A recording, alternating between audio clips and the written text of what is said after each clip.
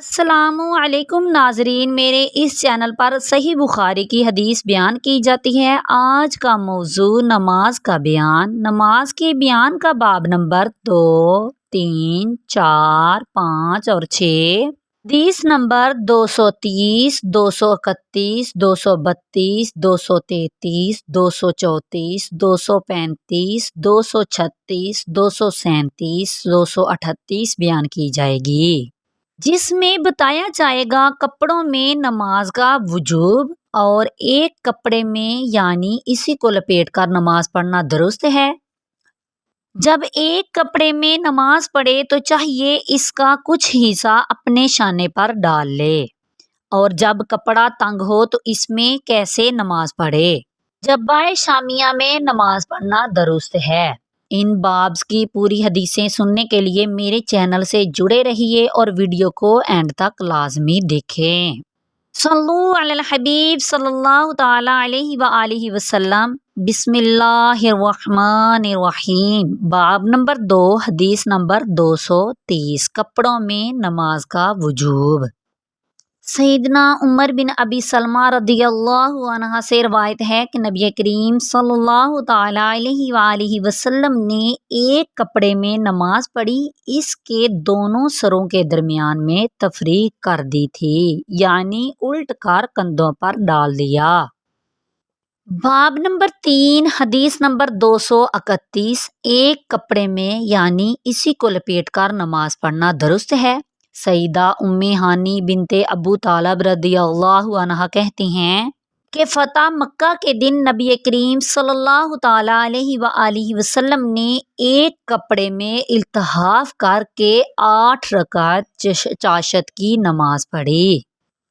اسی باب کی دوسری حدیث، حدیث نمبر 232، سیدہ ام ہانی رضی اللہ عنہا اس روایت میں کہتی ہیں کہ آپ صلی اللہ تعالی علیہ وآلہ وسلم نے فتح مکہ کے دن ایک کپڑے میں التحاف کر کے 8 رکعت نماز پڑھی۔ جب فارغ ہوئے تو میں نے عرض کیا کہ یا رسول اللہ صلی اللہ تعالی علیہ وآلہ وسلم، میری ماں کے بیٹے سیدنا علی رضی اللہ عنہ کہتے ہیں کہ میں ایک شخص کو مار ڈالوں گا، حالانکہ میں نے اسے پناہ دی ہے۔ حبیرہ کے فلاں بیٹے کو تو رسول اللہ صلی اللہ تعالی علیہ وآلہ وسلم نے فرمایا، اے ام ہانی، جسے تم نے پناہ دی اسے ہم نے بھی پناہ دی۔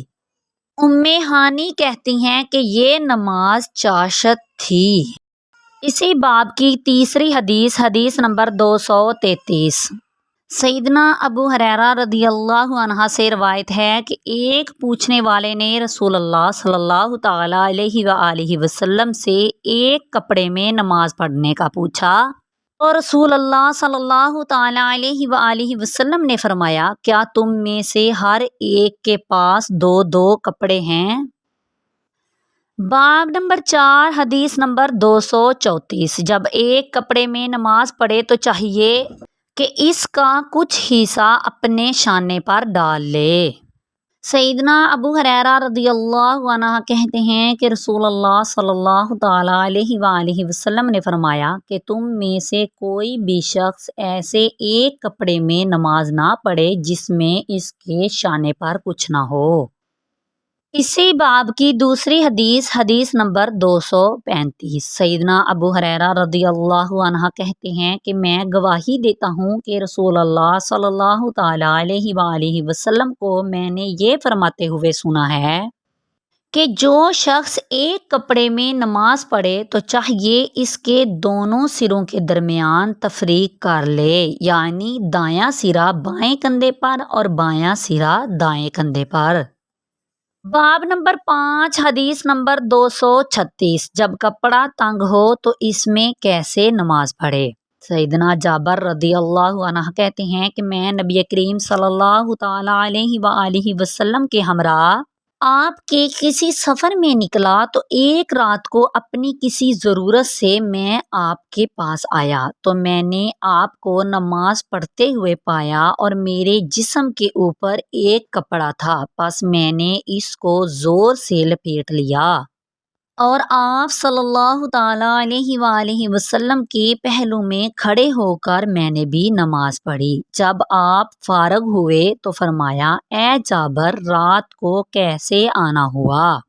میں نے آپ صلی اللہ تعالیٰ علیہ وآلہ وسلم کو اپنی ضرورت بتا دی۔ پھر جب میں فارغ ہوا تو آپ نے فرمایا، یہ کپڑا لپیٹنا جو میں نے دیکھا کیسا تھا؟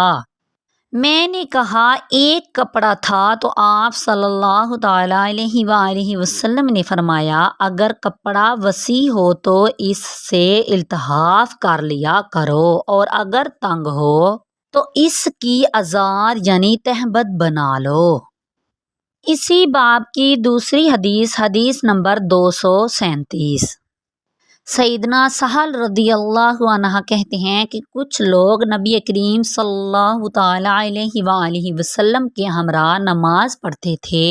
بچوں کی طرح اپنی ازاروں کو اپنے شانوں پر باندھ کر، اور عورتوں سے کہہ دیا جاتا تھا کہ جب تک مرد سیدھے نہ بیٹھ جائیں اپنے سروں کو نہ اٹھانا، کیونکہ مردوں کے پاس ایک ہی کپڑا ہونے کی وجہ سے بے پردگی کا ڈر ہوتا تھا۔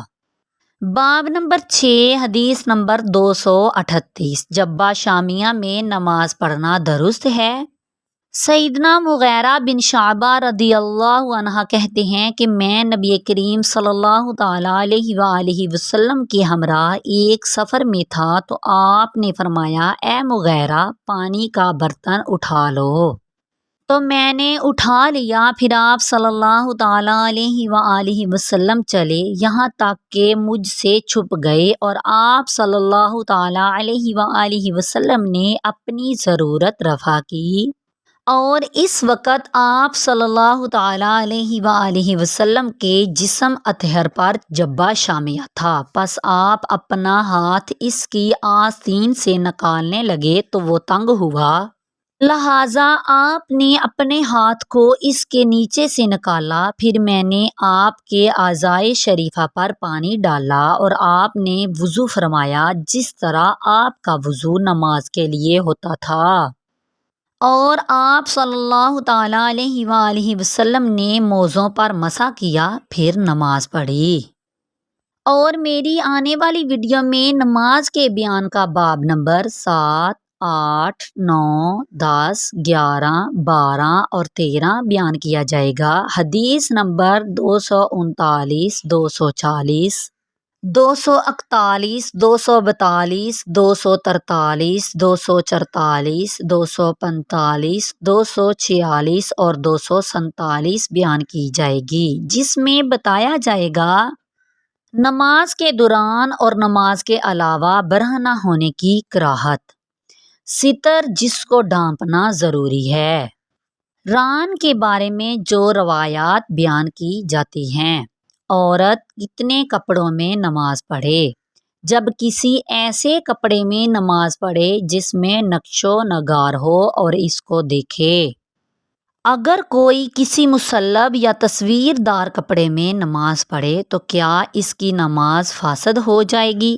جس نے حریر کے میں نماز پڑھی پھر اسے اتار ڈالا۔